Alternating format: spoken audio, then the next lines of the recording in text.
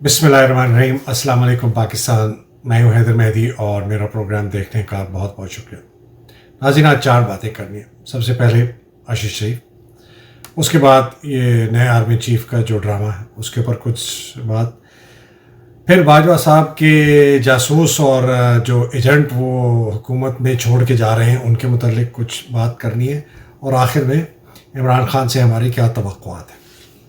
تو سب سے پہلے ارشد شریف صاحب، ارشد شریف کا کیس جو ہے وہ کوئی خاص طور کی انفارمیشن ابھی تک نہیں آئی، لیکن ایک جو بڑی چیز ہوئی ہے وہ یہ ہے کہ Pakistan federal union of journalist جو ہیں انہوں نے آخر کار ان کے ضمیر کو کوئی وہ جاگا ہے، اور انہوں نے چیف جسٹس آف پاکستان کو خط لکھا ہے کہ اس کا سو موٹو لیا جائے اور اس کی انویسٹیگیشن کی جائے، جس طرح کے جوڈیشل کمیشن کی طرح، جس طرح کہ ان کی والدہ نے لکھا ہے۔ بہت افسوس کی بات ہے، 23 اکتوبر کو اس کی شہادت ہوئی، اور آج 23 نومبر، 1 مہینے کے بعد یہ بے ضمیر یا باضمیر جو جرنلسٹ ہیں ان کو یہ خیال آیا۔ اینی وے، دیر آئے درست ہے۔ تسنیم شاہ صاحب نے بہت اور باتیں کی ہیں، بڑے سینسیشنل انہوں نے ریولیشنز کی ہیں۔ ایک انہوں نے کہا ہے کہ جی ناصر بٹ جب یہ قتل ہوا تو ناصر بٹ نے ان کو کہا کہ فکر نہ کرو، وقار اور خرم ہمارے بندے ہیں۔ پھر انہوں نے کہا کہ جی میں نے پولیس کو سٹیٹمنٹ دے دی ہے اور میں نے کمپلینٹ بھی فائل کر دی ہے، اور انہوں نے کہا کہ جی پاکستان کی جو انویسٹیگیشن ٹیم ہے انہوں نے بھی مجھے فون کیا میری پریس کانفرنس کے بعد، اور میری ان سے آدھے گھنٹے بات ہوئی، ان کو میں نے بھی سٹیٹمنٹ دے دی ہے۔ پھر کہتے ہیں کہ جی میرے پاس ثبوت کوئی نہیں ہے، میں خود ثبوت ہوں۔ اب یہ تو بہت بات آگے تک چلے گی۔ تسنیم شاہ صاحب جو ہے نا وہ میرے نظر میں ایسے ہوائی فائر کر نہیں سکتے، تو کچھ دال میں کالا ضرور ہے، کیا کتنا کالا ہے اور کس کی دال ہے وہ بتائے گی انویسٹیگیشن۔ جو میری نظر میں ایک اور بہت بڑی بات ہوئی ہے وہ مظہر عباس صاحب، جو بہت ہی پاکستان کے مشہور و معروف اور میری نظر میں بڑے پروفیشنل اور بڑے صاف گو اور سچے جرنلسٹ ہیں، انہوں نے کہہ دیا کہ جی یہ ٹارگیٹڈ کلنگ ہے، اور وہ بڑے اپنے نپے تلے الفاظ ہوتے ہیں۔ اللہ سبحانہ تعالیٰ ارشد کے درجات بلند کرے، انشاءاللہ سچ ضرور نکلے گا۔ اب آ جائیں جی آرمی چیف کا جو یہ ڈرامہ چل رہا ہے اور بیک گراؤنڈ کیا ہے۔ اچھا، میں نے کچھ فون کیے، اور ایک میرے بہت قریبی دوست ہیں، میرے جونیئر ہیں میرے سے، لیکن پچھلے 2-3-4 سال میں ریٹائر ہونے والے ایک 3 اسٹار ہیں، بڑی میں ان کی عزت کرتا ہوں۔ ان سے میں نے کچھ سوال کیے تو انہوں نے مجھے کچھ بڑی انٹرسٹنگ باتیں بتائیں، جب میں بات کر رہا تھا کہ یہ عاصم منیر جو ہے یہ 2 دن پہلے ریٹائر ہو رہا ہے تو یہ کیسے ہے۔ انہوں نے کہا کہ دیکھیں جی جو ان کو پتہ ہے، اور انہوں نے کہا جی مجھے بھی سینئرز نے بتایا، ان کو پتہ ہے کہ جی جب جنرل کرامت بنے تھے تو جنرل کرامت کی ایکچوئل ریٹائرمنٹ جو تھی وہ 7 یا 10 دن پہلے ان کے جو پریڈیسیسر تھے اس سے پہلے ہو رہی تھی، لیکن وہ آرمی چیف اناؤنس بھی ہو گئے اور انہوں نے رینک بھی لگایا۔ اسی طرح جنرل شمیم عالم جب chairman joint chief of staff committee بنے، ان کی بھی ریٹائرمنٹ شاید چند مہینے پہلے ہو رہی تھی، جو کہ انکمبنٹ اس وقت chairman joint chief of staff ہے، لیکن ان کی بھی اناؤنسمنٹ ہوئی اور ان کو بھی رینک پہنایا گیا۔ پھر جنرل ندیم رضا جو اس وقت chairman joint chief of staff ہیں، ان کے متعلق ایک بڑی انٹرسٹنگ بات ہے کہ جنرل ندیم رضا ایکچولی ریٹائر ہو رہے ہیں 26 کی اور 27 کی رات 12 بجے، اس لیے کہ انہوں نے رینک جو ہے کورو پارٹ 1 جس کو کہتے ہیں، جو اناؤنسمنٹ ہوتی ہے آفیشیل جو ریکارڈ ہوتا ہے آرمی کا، اس کے اندر ان کی رینک لگانے کی جو ڈیٹ تھی وہ تھی 26 نومبر کو۔ تو وہ اس طرح ہے کہ وہ یہ ہوا کہ جب جنرل مشرف ہینڈ اوور کر رہے تھے اپنی عہدہ آرمی چیف کا کیانی صاحب کو، کیانی صاحب سے پہلے آپ کو یاد ہے 4 اسٹار وائس چیف بن چکے تھے، اور جب یہ ٹرانسفر ہوا تو جو chairman joint chief of staff تھے جنرل طارق، میرا خیال ہے طارق مجید نام تھا ان کا، وہ 27 نومبر کو بنے چیئرمین جوائنٹ چیف، اور کیانی صاحب بنے آرمی چیف 29 کو۔ یہ مجھے بتایا گیا، میں کنفرم کرنے کی کوشش کروں، لیکن یہ بھی بڑے ایک سینئر آدمی ہیں، انہوں نے مجھے بتایا۔ تو یہ 2 دن کا فرق آرمی چیف اور chairman joint chief staff committee کی تقرری میں اس وقت سے چلتا آ رہا ہے۔ اچھا، ایک اور بڑی انٹرسٹنگ بات پتہ چلی کہ جی عاصم منیر صاحب نے ایکچولی اپنے 3 اسٹار کا رینک 4 دسمبر 2018 کو لگایا تھا، حالانکہ ان کی پروموشن باقی لوگوں کے ساتھ ستمبر میں ہوئی تھی جو اب ریٹائر ہو چکے ہیں سارے، ان کے جو ساتھ کے سینیورٹی کے لوگ تھے، اور وہ شاید اس وجہ سے تھی کہ ان کی شاید بیگم صاحبہ بیمار تھیں اور وہ ان کے علاج کے لیے ملک سے باہر تھے۔ تو جب یہ ہوا تو اس وقت جو جنرل فیض حمید ہیں انہوں نے جنرل باجوہ سے کمپلین کی۔ آپ کو یاد ہو اس وقت جنرل فیض حمید جنرل باجوہ کے بہت قریب تھے، میرا خیال ہے سب سے ٹرسٹڈ ان کے جو دوست تھے نا وہ جنرل فیض حمید تھے، اس سے جنرل فیض حمید ان کے چیف آف سٹاف بھی رہے ہوئے ہیں، جب یہ کور کمانڈر تھے جنرل فیض حمید ڈی جی سی رہے ہوئے ہیں اس کے اندر آئی ایس آئی کے اندر۔ جنرل فیض حمید کو انہوں نے لگایا اے جی ایڈجوٹنٹ جنرل، وہاں بڑی مراد ملی، ادھر سے پھر ان کو D G I S I ملایا، بہت قریب تھے، میرا خیال ہے سب سے قریب جو جنرل باجوہ کے تھے وہ جنرل فیض۔ تو انہوں نے ان کو کمپلین کی کہ یہ آپ نے کیا کیا ہے، یہ تو میں جو سینیورٹی لسٹ جو بن رہی ہوگی 2019 کی، یاد رکھیں یہ 2018 کی بات ہے، ابھی تک 1 سال رہتا ہے باجوہ صاحب کی ٹینیور کو ختم ہونے کا، اس وقت کسی کو نہیں پتا تھا ایکسٹینشن ہوگی، تو اس نے کہا جی یہ تو جب 2019 میں جو چیف بنے گا اس کے بعد 2022 میں بنے گا، میں تو 5ویں نمبر پہ چلا جاؤں گا، اسی سب یہ دیکھتے رہتے ہیں اپنی ڈیٹیں۔ تو انہوں نے کہا اچھا ٹھیک ہے، اس کی انہوں نے عاصم منیر کی اپوائنٹمنٹ کو 26 نومبر کر دیا، 2 دن پہلے۔ جو بھی اس وقت آرمی چیف ہوتا، اس وقت کسی کو نہیں پتا تھا کہ باجوہ کو ایکسٹینشن ملے گی، یا جو بھی 3 سال کے بعد ہوتا تو وہ 2 دن پہلے ہو جاتے۔ اب یہ بات اوپر سے وہ جو پریسیڈنٹس میں بات کر رہا ہوں کرامت کی اور جنرل کرامت کی اور جنرل شمیم عالم کی، تو لگتا یہ ہے کہ اگر عاصم منیر کو بنانا چاہیں تو ٹیکنیکلی بنا سکتے ہیں، پریسیڈنٹس ہے بھی۔ تو یہ I just wanted to share this کہ یہ آپ کو پتہ ہونا چاہیے۔ اب آ جائیں جی آرمی چیف کی تعیناتی میں۔ دیکھیں جی میں بہت سوچ رہا ہوں، لوگوں سے ہی باتیں کی ہیں، بہت کچھ پاسبل ہے۔ ایک تو چیز یہ ہے کہ جی سمری آ گئی، یہ 6 نام ہیں، اول تو یہ نہیں پتا کہ 6 نام ہیں کون سے، عاصم منیر کا نام ہے یا وہ پہلے ساحر سرشاد سے شروع ہوتے ہیں اور پھر 6 آتے ہیں، اگر وہ 6 آتے ہیں تو عامر کے بعد شاید چراغ حیدر صاحب ہیں، وہ ہیں۔ کسی نے کہا بلکہ جی ان کو شاید نکال دیا تو پتہ نہیں ندیم انجم کا نام، I don't think so, but any way 6 نام آ چکے ہیں۔ پاسبلٹیز کیا ہیں کہ جی 1 2 جو ہے ساحر اور اپنا ان کو اظہر کو اپوائنٹ کر دیں گے شہباز صاحب۔ یہ بھی ایک بات بڑی انٹرسٹنگ مجھے بتائی گئی کہ جو فیصلہ ہے وہ ہو چکا ہے باجوہ صاحب کے اور شہباز شریف اور نواز کے درمیان کہ 1 2 بنیں گے، یہ ساحر بنے گا اور یہ بنے گا اپنا اظہر بنیں گے، ایک چیف بنے گا، ایک چیئرمین جوائنٹ چیف، یہ نہیں پتا کون کس کے۔ اور یہ جو باقی سارا اب یہ کر رہے ہیں، یہ صرف پروسیس کو کرنے کے لیے سب اپنی اپنی عزت بتا رہے ہیں کہ جی ہم نے بھی منگا لیے، 6 نام بھی آ گئے، اب ہم فیصلہ کریں گے کون سے 2 ہوں گے، اور باجوہ کی بھی عزت رہ جائے گی اور ان کی بھی عزت رہ جائے گی۔ ایک یہ بات ہو رہی ہے۔ ایک یہ مفروضہ چل رہا ہے کہ جی نواز نے، شہباز نے، زرداری نے آنکھیں دکھا دی جنرل باجوہ کو، انہوں نے کہا جی پٹ لو جو پٹنا ہے، معافی چاہتا ہوں اس لفظ کا کہ کرنا ہے جو کر لیں، اور ہم تو جی اپنا مرضی کا آرمی چیف لگائیں گے، اور اگر وہ ہے تو وہ لگائیں گے عاصم کو، منیر صاحب کو، اور اپنے جنرل عامر ہیں، جنرل عاصم منیر، جنرل عامر کو، ان دونوں میں سے کسی کو آرمی چیف اور چیئرمین جوائنٹ چیف۔ اگر یہ ہے تو لوگوں کا ہے کہ جی زرداری صاحب چاہتے ہیں کہ عامر ہو، اس لیے عامر ان کے بہت قریب ہے۔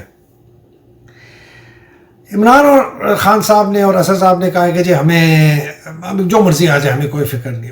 خیر ایک یہ کہنے کے لیے تو اچھا ہے، میں نے اس پہ ٹویٹ بھی کیا، میں نے کہا دیکھیں جی اصولی طور پر تو یہ بات صحیح ہے، لیکن اگر آپ ایکچوئل آن گراؤنڈ دیکھیں نا تو ایسا نہیں ہونا چاہیے۔ ان کو بہت فکر مند ہونا چاہیے کہ آرمی کے لیڈرشپ ایسے لوگ ہوں جو کہ بالکل کنٹروورسی سے دور ہوں اور ان کی ریپوٹیشن کلین ہو، اور ان کی کوئی ایسوسیشن نہ ہو کہ جی یہ نواز کا آدمی ہے یا یہ زرداری کا آدمی ہے یا یہ عمران کا آدمی بھی ہے جس طرح فیض حمید کے متعلق کہتے ہیں، یا یہ اعجاز امجد کا آدمی ہے جس طرح عاصم منیر کا کہتے ہیں اور عامر کا کہتے ہیں زرداری کا آدمی ہے۔ یہ ان سے بالاتر ہونا چاہیے، بیکاز فوج بہت بدنام ہو چکی ہے، اور یہ اگلا آرمی چیف آئے گا، اس کے اوپر بہت بڑی ذمہ داری ہے۔ جو مرضی ہو، اللہ کرے 1 2 ہو، میں تو کہتا ہوں، لیکن جو مرضی ہو، جو بھی چیف ہو، اس کے پہلے مہینے کی ہمیں حقیقتیں دیکھنے میں پتہ چلے گا کہ یہ آدمی فوج کی ریپوٹیشن کو بچانے کے لیے اس نے کچھ فیصلے کیے جو بڑے سمبولک، جس کو کہتے ہیں نا سمبولک، اور بڑے پبلک جو میسیجز یا پیغام وہ دے سکتے ہیں افواج پاکستان کی ریفارم کے متعلق عام لوگوں کو، وہ ہے کہ آئی ایس آئی اور آئی ایس پی آر کی جو تعیناتی ہیں ان میں انہوں نے کیا کیا. خاص طور پہ ندیم انجم صاحب جو ہیں جنرل آئی ایس آئی کے چیف، ان کو رکھتے ہیں. فیصل نصیر جو ڈی جی سی ہیں، ڈرٹی ہیری کے نام سے مشہور ہیں، بہت بربریت پھیلائی ہے. ایک صاحب مجھے کہتے ہیں وہ سب کچھ کر سکتا ہے لیکن لوگوں کو قتل نہیں کر سکتا. میرا نہیں خیال کہ وہ ارشد شریف کے قتل میں ملوث ہے، مجھے بھی نہیں پتہ، لیکن یہ انویسٹیگیشن ہی بتائے گی. لیکن یہ ضرور پتہ ہے کہ انہوں نے بہت زیادہ بربریت کی ہے اور بہت زیادہ بروٹیلٹی کی ہے، اور یہ اعظم سواتی شہباز کے لیے سارے ان کے کرنے کی چیزیں ہیں. اور ان کے ساتھ جو ان کے لوگ تھے، فہیم رضا، راشد نصیر، ایاز اور باقی جو آئی ایس آئی میں ایسے لوگ ہیں جنہوں نے اس قسم کی بربریت کی اور یہ جرم کیے ہیں، کرائمز اگینسٹ ہیومینٹی جس کو کہتے ہیں، جو کہ یونیورسل کرائم ہے، ان کے خلاف کوئی کارروائی کرے. کم از کم کارروائی تو یہ ہے کہ ان کو اپنے عہدوں سے برطرف کریں. زیادہ سے زیادہ کارروائی ہے کہ ان کو فوج سے نکالا جائے، ان کے خلاف انکوائری کی جائے. بیکاز یہ سارے لوگوں ان کی جو فیسزم تھی، جو لوگوں کو پکڑنا، اٹھانا، اللیگلی کنفائن کرنا، ان کے ساتھ ٹارچر کرنا، فزیکلی ابیوز کرنا، تباہی مچانا، پاکستان کے دہشت پھیلانا لوگوں کے دلوں میں، یہ اس کا تو نئے آرمی چیف کو جو ہے اس کے اوپر کچھ بہت سخت ایکشن لینے پڑیں گے. یہ تو جی خیر آگے تو بہت بڑی بات ہے کہ اس فوج کے ریفارم کی کیا بات ہوگی، لیکن میں یہ کہہ رہا ہوں کہ یہ ہم آرمی چیف کے اندر دیکھیں گے کہ انہوں نے یہ کیا کیا. بابر افتخار بابر وہ رہتا ہے I S I I S P R کو اتنا بڑا انہوں نے ایک دیو بنا چکے ہیں. اس کو کب کرے گی ان کی آڈٹ ہوگا، پیسہ کہاں سے آتا ہے، آئی ایس آئی کا جو پولیٹیکل ونگ ہے اس کو یہ ختم کریں گے کہ نہیں کریں گے. یہ فیصلے ہم دیکھیں گے، پھر فیصلہ کریں گے کہ یہ آرمی چیف جو ہے فوج کی ریپوٹیشن کو ریڈیم کر رہا ہے اور بتا رہا ہے کہ میں ملک کے ساتھ ہوں. اب آ جائے جی باجوہ صاحب کے ایجنٹ اور سیکرٹ ایجنٹ جو وہ چھوڑ کے جا رہے ہیں. دیکھیے جی باجوہ صاحب نے اپنے 6 سال میں بہت زبردست طریقے سے اپنے جو مولز کہتے ہیں، سیکرٹ ایجنٹ جاسوس جو ہیں، وہ انہوں نے سویلین اداروں میں، فوجی اداروں میں تو رکھے ہوتے ہیں، ہمیں نظر آ رہا ہے ندیم انجم اور یہ لیکن انہوں نے سویلین اداروں میں بھی کرے. اور عمران خان کی 3.5 سال 4.25 سال کی حکومت میں تو بہت زیادہ تھے، اور میں ان جرنیلوں کے نام لے بھی سکتا ہوں، ابھی نہیں لیتا ہوں، لیکن میں 2 اداروں کی خاص طور پہ آج بات کرنا چاہتا ہوں. ایک ہے پی ٹی اے اور ایک ہے نادرا. پی ٹی اے کا اس وقت کا جو چیئرمین ہے اس کا نام ہے میجر جنرل عامر عظیم باجوہ. یہ سگنل کا آدمی ہے، اس کا مطلب ہے ٹیلی کام کا. یہ جنوری 2019 میں اپوائنٹ ہوا جب عمران صاحب کی حکومت تھی. یہ میں آپ کو بار بار کہہ رہا ہوں کہ عمران صاحب کو اتنا یقین تھا، اتنا ٹرسٹ تھا باجوہ کے اوپر کہ یہ میرے ساتھ مل کے پاکستان کو ریفارم کر رہا ہے. وہ سوچ بھی نہیں رکھ سکتے تھے کہ یہ آدمی اتنا کرپٹ ہوگا. جو ہمیں پتہ چلا ہے 12 ارب کی دولت کمائی بیوی نے، بہو نے، سب مل کے، اور یہ پاکستان کا غدار بھی ہوگا. یہ ان کو نہیں پتا تھا، یہ مجھے بھی نہیں پتا تھا، یہ میرا خیال ہے کسی کو بھی نہیں پتا تھا فوج میں. وہ تو اب پتہ چل گیا. اب دیکھیں جی پی ٹی اے جو ہے نا، پی ٹی اے کے پاس پاکستان ٹیلی کمیونیکیشن اتھارٹی، اس کے پاس میسو بے انتہا میٹا ڈیٹا کہتے ہیں. میٹا ڈیٹا کہتا ہے جو اربوں خربوں میں ڈیٹا اویلیبل ہوتا ہے. جو آپ فون استعمال کرتے ہیں، فون کون استعمال کر رہا ہے، کہاں استعمال کر رہا ہے، کس علاقے میں استعمال ہو رہا ہے، کس قسم کی اس میں کانٹینٹ ہے، کون باتیں کر رہا ہے، کیا باتیں کر رہا ہے، سوشل میڈیا پہ اس وقت کیا ہو رہا ہے. مطلب کہ یہ ایسے ہے کہ جیسے آپ کے اوپر نا ایک 24/7 24/7 آپ جو ہیں ایک کیمرہ کے انڈر ہیں. آپ کی پوری زندگی کھلی ہوئی ہے. آپ کا گوگل، آپ کا فیس بک، آپ کا ٹویٹر، آپ کا انسٹاگرام، آپ کی ٹیلی فون کالز، آپ کا واٹس ایپ، آپ کا سگنل، جو مرضی آپ کر رہے ہیں نا، وہ سب ان لوگوں کو پتہ ہے. یہ ڈیٹا ہے. اور میں آپ کو بتاؤں کہ اس لیے کیوں پتہ ہے. اس لیے کہ یہ جو ایک کمپنی ہے سینڈ وائن کینیڈا میں، انہوں نے کچھ $18.5 ملین کا ان سے ایک سافٹ ویئر لیا، جو کہ وہ کمپنی اپنی ویب سائٹ پہ کہتی ہے کہ ہم نے ایک بہت بڑی لیڈنگ ٹیلی کام اتھارٹی کو یہ دیا ہے کہ وہ وہاں کا جو ٹریفک ہے اس کو مانیٹر کر سکے. اچھا یہ جو کمپنی ہے یہ بائی دا وے لیا گیا تھا 18 دسمبر 2018 کو. یہ سافٹ ویئر عمران کی حکومت کیا چیز عمران صاحب نے خریدا ایسی بات نہیں. یہ مارچ 2018 میں اس کا ٹینڈر فلوٹ ہوا تھا جب نواز شریف کی اس کی خاقان عباسی تھا اور باجوہ کی واچ تھی. اور یہ کمپنی 2016 سے مختلف سافٹ ویئر پرووائڈ کر چکی ہے پاکستان کو. تو یہ مجھے یقین ہے کہ عمران کو تو درک بھی نہیں ہوئی ہوگی کہ یہ کس قسم کی سافٹ ویئر رکھا ہوگا. جی بڑی اچھی ہے یہ ٹریفک کو مانیٹر کرنے کے لیے یہ یوٹیوب فلانا. آپ کو پتہ ہے یہ جو یوٹیوب بند کرتے ہیں یا یہ فلانی چیز کرتے ہیں یہ اس طریقے سے کرتے ہیں. تو یہ پاکستان کی جو ہر بندے پہ ویڈیو ہے نا وہ یہ میجر جنرل عامر عظیم باجوہ صاحب, پتہ نہیں ان کے رشتہ دار ہیں کہ نہیں, یہ باجوہ سے ڈائریکٹ کنیکشن ہے. یہ ان کے بہت بڑے جاسوس ہیں. ان کو یہاں سے انویسٹیگیٹ کر کے نکالنا پڑے گا. دوسرے ہیں جی نادرا. دیکھیے جی نادرا کے چیئرمین جو ہیں وہ طارق ملک صاحب ہیں. لوگ کہتے ہیں جی عمران کے بڑے سپورٹر ہیں. مجھے تو بہت اب شک ہو گیا ہر بندے کے متعلق جو عمران کے ساتھ تھا. میں فرینکلی آپ کو بتاؤں اس لیے کہ ایسے عمران کے ساتھ لوگ نکل رہے ہیں جنہوں نے اس کے ساتھ غداری کی ہے. واڈا تو خیر تھا ہی کچھ 6 نمبر, مجھے تو اور بھی بڑے لوگ ہیں, لیکن وہ عمران وہ جاسوس چھوڑے گئے تھے عمران کے ساتھ اور بعض کام وہ کر رہے تھے باجوہ کے لیے, ISI کے لیے اور فوج کے لیے. تو مجھے تو طارق ملک کے متعلق میں کچھ نہیں کہتا, میں جانتا بھی نہیں ہوں, بٹ میں کہہ رہا ہوں میں اب کسی کو ٹرسٹ نہیں کرتا جو عمران کے ارد گرد ہیں جب تک وہ اپنی اصلیت آگے چل کے پتہ چلے گی کون کتنا آنیسٹ ہے. یہ جی نادرا میں ایک ڈائریکٹر جنرل ہیں ان کے انڈر اپنے طارق ملک صاحب کے, بریگیڈیئر بلال سعید اللہ. یہ فرنٹیئر فورس کے ہیں اور ان کی ڈائریکٹ لائن ہے باجوہ کے ساتھ. یہ بہت خاص الخاص باجوہ کے آدمی ہیں. اب آپ ایک میرے فوجی سے بات ہو رہی تھی جنہوں نے مجھے بتایا, وہ کہتے ہیں کہ سر یہ پاکستان کی پریڈ سٹیٹ ہے نادرا.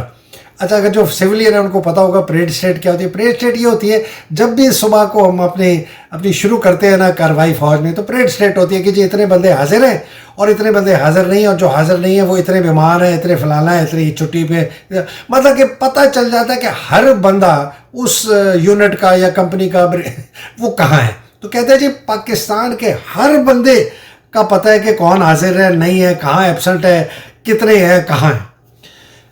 یہ دیکھیں آپ کی ہر ٹرانزیکشن, ہر پاکستانی کی ٹرانزیکشن, اس کے بینک کی, اس کی کوئی بھی پبلک سروس کی ٹرانزیکشن, اس کے بلوں کی, اس کے ٹریول کی, اس کی یوٹیلیٹیز کی, اس کے ٹیکس کی, ہر قسم کی جو بھی آپ قانونی کارروائی کرتے ہیں, آفیشلی انٹریکٹ کرتے ہیں, وہ آپ کا نادرا کے پاس ڈیٹا ہے.